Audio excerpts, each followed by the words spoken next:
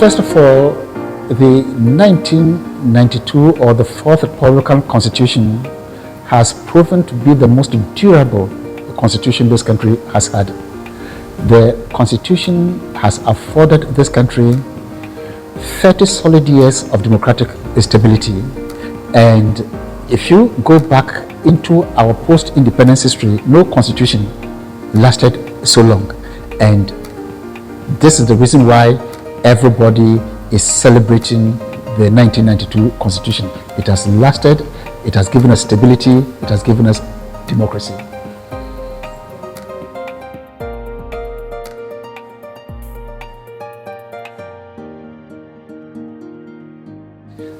It is a combination of both internal and external factors. Let us look at the external factors first. In the past, we didn't have the regional bodies like the Economic Community of West African States, ECOWAS. We didn't have the African Union, formerly the Organization of African Unity, taking a very strong stand against military coup d'etats. So anybody could get up, stage a coup d'etat, overthrow the constitution and get away with it. This time around, the regional bodies, the Economic Community of West African States, the African Union, have both taken a very, very important serious stand against disruptions of constitutional rules. So if you are not careful and you stage a coup d'etat in a country, they immediately impose sanctions on you. And that is why, even though some military officers in so many African countries would have wished to stage a coup d'etat, they are restrained. Because if you stage a coup d'etat, there will be some sanctions against you. And Mali, Conakry, Guinea-Conakry, and Burkina Faso are in a similar situation. But that is the external factor. When the African Union and the ECOWAS sanction you, it affects your international standing. The United Nations and other developed countries take a similar stand. You will remember that recently, President Joe Biden invited African leaders to the White House, and the leaders of the countries where coup d'etats have been staged were not invited. So this is the external factor that is restraining the military from disrupting constitutional rule. But the second factor is the people living in these countries themselves. They have compared the rights they enjoyed under military governments and the rights they have enjoyed under constitutional rule. And they prefer to live under constitutional rule with all the difficulties, economic, political, otherwise, but plenty of freedoms, than to living under military rule. So you see that political parties will be quarreling among each other, they'll be accusing each other of playing the election game unfairly and so on and so forth. Yet, they prefer the liberal democratic politics under constitutional rule to any military rule. And so I'll say that the people of Africa themselves have experienced both military rule and constitutional democracy, and they have taken a firm stand that constitutional democracy is the kind of government that we want to live under. So this is the second factor, internal factor, that has explained the durability of the 1992 Constitution.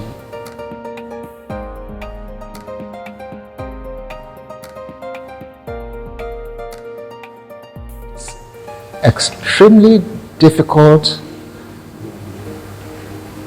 It is extremely difficult to describe a constitution that has been crafted by human beings as a perfect product. As a perfect product. It has served us very well for 30 years. But many Ghanaian citizens have very serious reservations about particular portions of the constitution. And that is why today we have three major proposals on the table for dealing with this 1992 constitution. First, we have the people who think that, yes, even though the 1992 constitution has served this nation very well, we nevertheless need to look at sections of it and see how best we can reform it. And that is why in the year 2010, January, the late President, Professor John Fifi Atemils, set up a Constitutional Review Commission.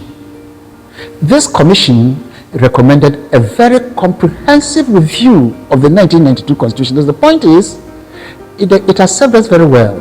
It is a good constitution, but let us amend those portions of it that people are complaining about the most. So we have those who want a comprehensive review of the Constitution, represented by the Constitutional Review Commission. But apart from that, we have a group of very young men organized under Fix the Country movement, who say that this constitution has failed the country completely. So we want to abolish it, do away with it, and have a completely new constitution. Now, for a constitution that has served the nation very well for 30 years to be described as completely bogus and must be discarded, put into the waste paper basket, is problematic. Not too many people would agree that this constitution has failed.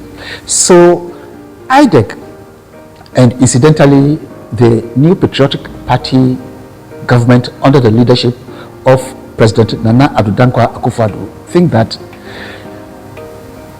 throwing the constitution away completely is a problem. And secondly, doing the comprehensive constitutional review that is taking too much time.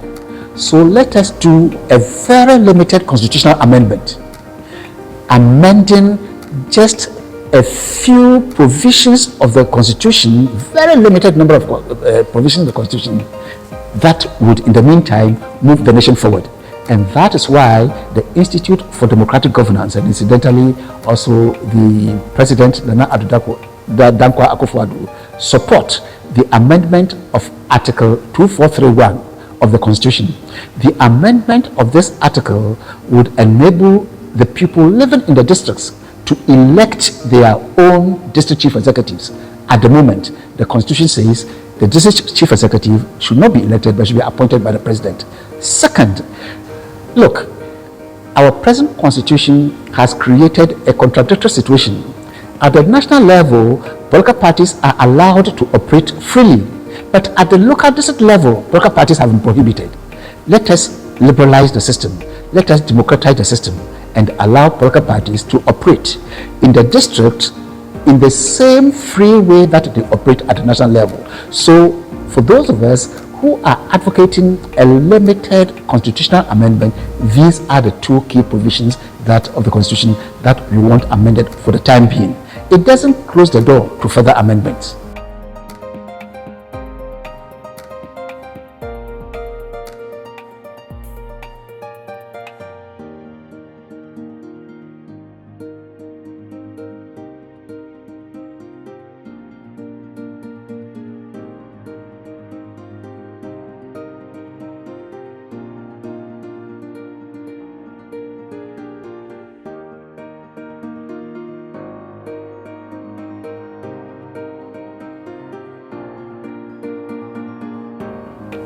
Everybody in Ghana, even the most ardent supporters of the political parties, are not very happy about the behaviors of the political parties. For example, if you observe a political party doing an internal election, you will cry for this country.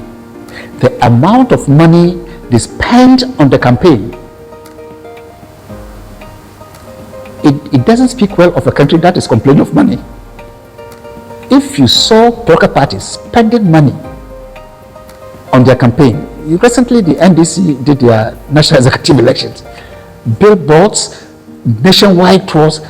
How many people were voting? 9,000 people were going to vote. About 9,000 people were going to vote. But the campaign looked like a presidential election campaign where the candidates were touring the entire country. The same thing with NPP. If they do their internal elections, the amount of money they spend on the campaign, and sometimes even the amount of money they spend bribing those who are going to vote. people are not very happy at all about the way the political parties behave. The other thing that people are not happy about political parties is the polarization. Political parties sometimes behave as if they are permanently at war with each other. And this applies not to all the political parties, but the two major parties, the NPP and the NDC. And people are not happy about the way in which the parties are polarizing the society by their exaggerated differences. So, when people say that we don't want political parties to get involved in district level politics, these are the reasons. We don't want them to spread into the district the same corrupt practices that we have seen with regards to their internal politics. We don't want them to spread the same polarization to a district level. What do? What we do is not to say don't go to the districts, but what we do is to introduce a set of regulations that may not be able to abolish these kinds of behaviors permanently, but will reduce them, will minimize them, and make the parties a bit more acceptable to the people living in the districts.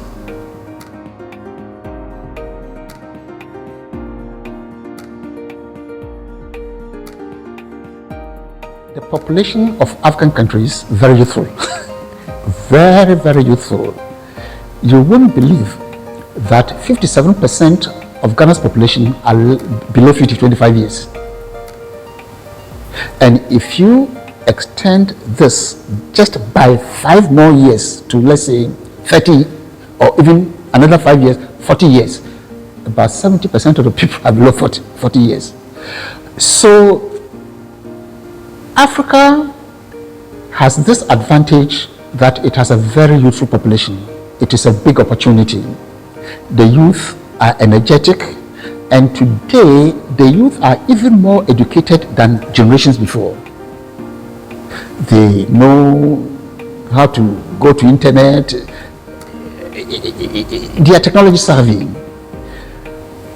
But the problem is when you have such a huge percentage of your population being youth, you have to find jobs for them. You have to find jobs for them. So you have a huge youth population who also constitute the majority of the voters. They don't have jobs.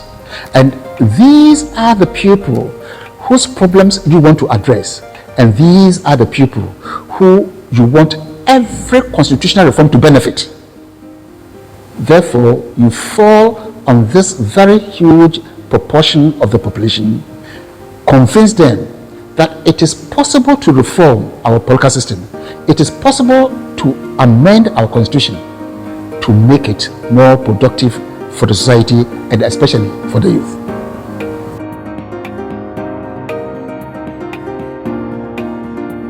Incidentally, the Constitution Day also falls at the beginning of the year.